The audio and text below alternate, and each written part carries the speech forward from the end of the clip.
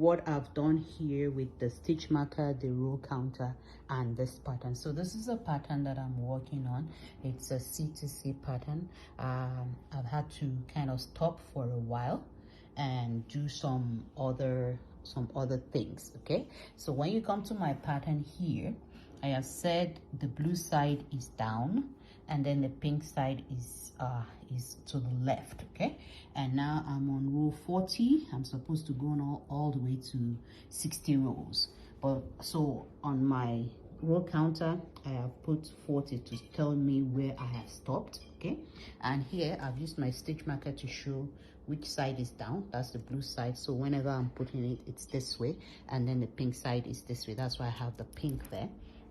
And then this is where I stopped because I got tired, and I've used my stitch marker to kind of guard that so that even if anybody pulls this mistakenly, it doesn't unravel.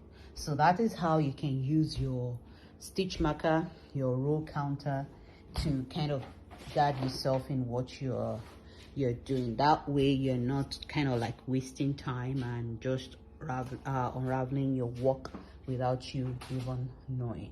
Okay, I hope that was helpful.